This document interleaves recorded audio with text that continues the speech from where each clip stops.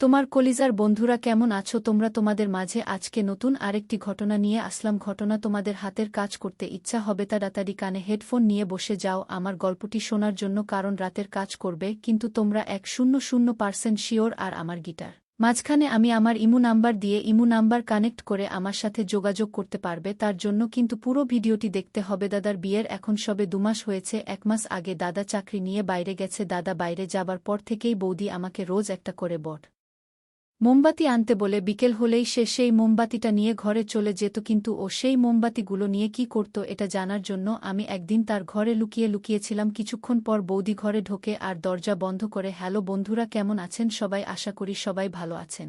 আমিও ভালো আছি। তোমাদের ভালোবাসায় বন্ধুরা, আজকে আমি তোমাদের জন্য নিয়ে আসলাম আরও একটি নতুন গল্প।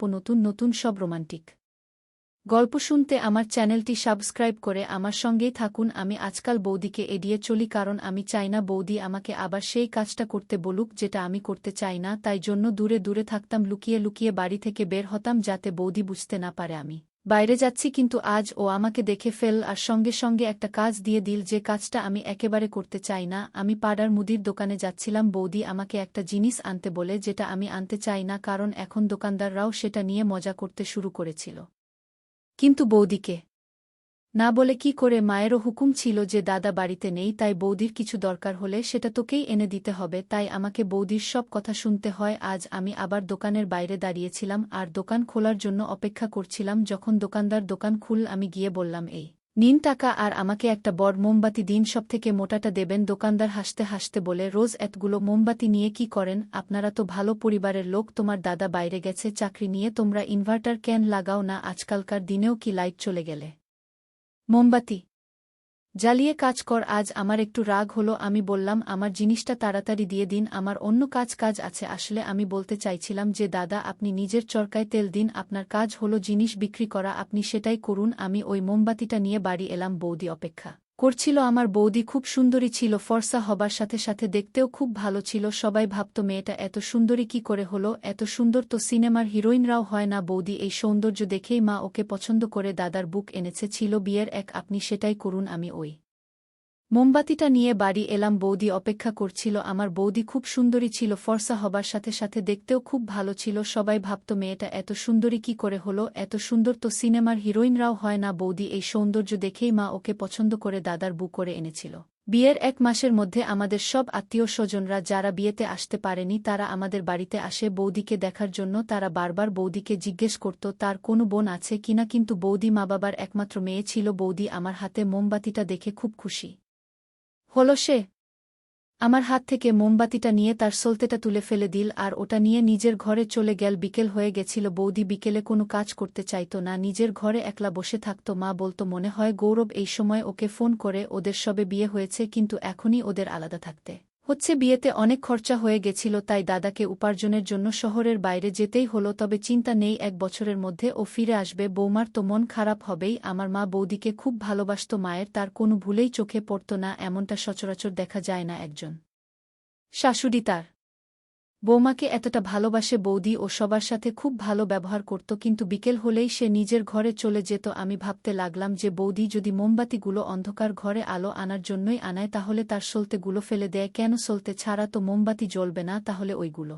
আনিয়ে কি লাভ? আমার মাথায় কিছু ঢুকছিল না। এইদিকে দোকানদারটাও আমাকে ব্যঙ্গ করছে। আমি ভাবলাম এবারে অন্য দোকান থেকে আনব, কিন্তু অন্য দোকানগুলো অনেকটা দূরে ছিল, যেতে আসতে আমার অনেকটা সময় নষ্ট হতো, আর গরমের মধ্যে এত ঘোরা সম্ভব ছিল না, তাই ওই দোকান থেকেই কিনতে হতো। কিন্তু মোমবাতিগুলো আজকাল সস্তায় পাওয়া যেত না। বৌদির কাছে টাকা চাইতে লজ্জা লাগত, তাই নিজের কাছে যা টাকা ছিল সেটাই খরচা করতাম। আমার ব্যাপারটা একদম ভালো লাগছিল না। মা বলত, যদি ওকে টাকা দিয়ে জিনিস আনাতে হয় তাহলে ও তোকে বলবে কেন? ও তো ওর ভাইকেও বলতে পারে। তাই আমি আপত্তি করতাম না। কিন্তু এসব হচ্ছেটা কি? মোমবাতি তো লোকে লাইটের জন্যই ব্যবহার করে, বৌদিও নিশ্চয়ই তাই করত। আমার এটা করতে বিরক্ত লাগত। আমার টাকাও শেষ হয়ে যাচ্ছিল আর কিছুই বুঝতে পারছিলাম না। এর মধ্যে দীপাবলি চলে এলো, সেটাও কেটে গেল। আমি একটা সমাধান বার করলাম। আমি কিছু টাকা অ্যাডভান্স দিয়ে একটা ইনভার্টার কিনে নিলাম আর বাড়িতে লাগিয়ে ফেললাম। আমার বিশ্বাস ছিল এরপর বৌদি আর আমাকে মোমবাতি আনতে বলবে না, কারণ বাড়িতে ইনভার্টার চলে এসেছে। বাড়ির লোকেরা খুব খুশি ছিল। মা বলল, তুই একদম তোর দাদার মতন হয়েছিস, নিজের টাকায় বাড়ির জিনিস কিনে অনলি। তোর দাদাও তোর মতন পরিবারের কথা আগে ভাবে নিজের কথা পড়ে, তাই জন্যই তো সে বিয়ের পরপরই বাইরে চাকরি করতে চলে গেল। আর তার বউ কত ভালো, কখনো আপত্তি করেনি। আমার বিশ্বাস ছিল বৌদি আর আমাকে ওই কাজটা করতে বলবে না, কিন্তু আমি অবাক হয়ে গেলাম যখন তারপরের দিনই বৌদি আমাকে টাকা দিয়ে বলল একটা বর। আর সে বলে খুব তাড়াতাড়ি সে ৩ মাসের জন্য এখানে আসবে। দাদা ছুটি পাচ্ছে, কারণ যেই শহরে ও কাজ করে সেখানের অবস্থা ভালো নয়। দাদাকে খুব তাড়াতাড়ি ফেরত পাঠিয়ে দেওয়া হবে, কিছুদিনের মধ্যেই সে আসছে। খবরটা পেয়ে আমরা সবাই খুশি ছিলাম, কিন্তু বৌদিকে দেখে মনে হলো যে সে খুশি নয়। বৌদি বলে যে দাদা ছুটি পাবে না আর এখানে আসতেও পারবে না, ওখানেই কাজ করতে হবে, আর কাজ না করলে টাকা কোথা থেকে আসবে। মা বলে তোমার তো খুশি হওয়া উচিত যে তোমার স্বামী বাড়িতে আসছে, তা না তুমি এখন কাজ আর টাকা নিয়ে পড়েছ। আমার বৌদি ও মুখের উপর জবাব দিয়ে বলে টাকা না এলে এই সংসার কি করে চলবে? আপনার এই ছেলে তো কোনো রোজগার করে না, যেখানে আমি বাড়ি বাড়ি গিয়ে বাচ্চাদের টিউশন পড়াতাম। তাছাড়া আমার পড়াশোনা তখনও শেষ হয়নি, তাই রোজগারের কথা আসছে কোথা থেকে? বাবার পেনশন আসতো আর দাদাই তো গোটা সংসারটা চালাতো। মা কিছু বলতে গেল, কিন্তু আমি মাকে চুপ করতে বললাম। আমি বললাম বৌদি নিজের আসল রূপটা দেখাচ্ছে, এসব করে বাড়ির পরিবেশ নষ্ট হবে আর মায়েরও ব্লাড প্রেসার বাড়বে। মা নিজের ঘরে চলে গেল। আমি খুশি হলাম যে মা আমার কথা শুনে চুপ করে গেল। আমি চাই না বাড়িতে কোনো অশান্তি হোক।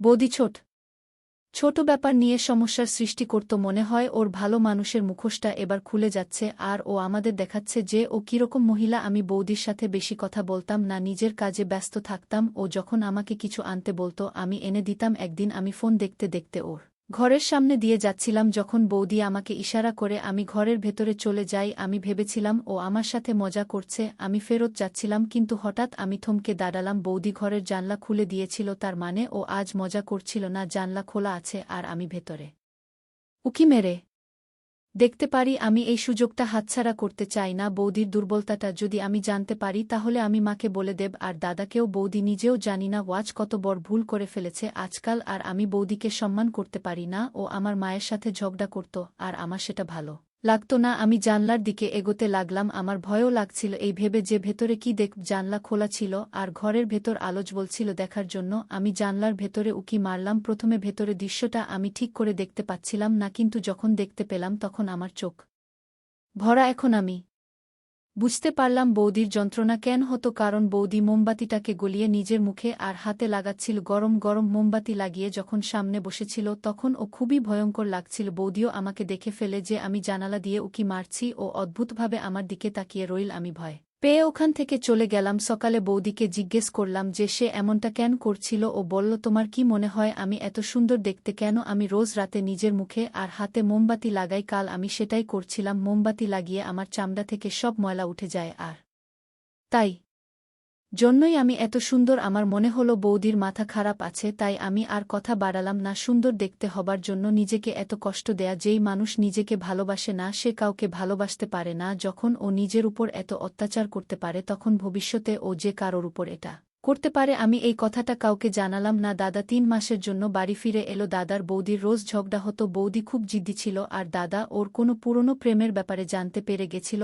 আজকাল বৌদি খুব ঝগড়া করত। আগে তো আমরা শুধু আওয়াজ শুনতাম, কিন্তু এখন ওদের ঝগড়া ঘরের বাইরে বেরিয়ে এলো। দাদা বলতে লাগলো যে আমি এই মেয়ের সাথে থাকতে পারবো না, এই মহিলা পাগল আছে, ওর মাথা খারাপ আছে। ব্যাপারটা ডিভোর্স অবধি চলে গেল। আমরা অনেক চেষ্টা করলাম যাতে দাদার সংসারটা না ভাঙ্গে। আমরা দাদাকে অনেক বোঝাই আর বাবাও অনেক বোঝায়, কিন্তু বৌদি হঠাৎ করে তার বাপের বাড়ি চলে যায় আর ফেরত আসতে চায় না। কিছুদিন পর ওর তরফ থেকে কোর্টের অর্ডার চলে আসে। ও আমার দাদার থেকে ডিভোর্স চায়। দাদাও রেগে বলে যে আমি তো আগে থেকেই ওকে রাখতে চাইনি, তোমাদের জন্যই ওকে সহযোগ্য করছিলাম। আমি জানি না বৌদি এরকম কেন ছিল। ও কি চাইতো? ও নিজের উপর খুব অহংকার ছিল। আমার মা ও খুব রেগে গেছিল কারণ ব্যাপারটা কোর্ট অবধি চলে গেছিল। দাদা আমার মাকে বলে যে তুমি ওর শুধু রূপ দেখেছ, ওর চরিত্র আর গুণ দেখনি। শুধু ওর রূপ দেখে ওকে এই বাড়িতে নিয়ে এসেছিলে। বন্ধুরা আপনাদেরকেও বলছি, শুধু কারো রূপ দেখে তাকে বিচার করবেন না, সবকিছু দেখে তবেই বিয়ে করার সিদ্ধান্ত নেবেন, কারণ বিয়েটা কোনো খেলা নয়। আজকের গল্পটি এই পর্যন্ত। আশা করি সবার ভালো লেগেছে। বন্ধুরা গল্পটি কেমন লাগলো তা কমেন্টে বলে যেও। এইরকম নিত্য নতুন রোমান্টিক গল্প পেতে আমাদের চ্যানেলটি সাবস্ক্রাইব করে পাশেই থাকবেন। ধন্যবাদ বন্ধুরা।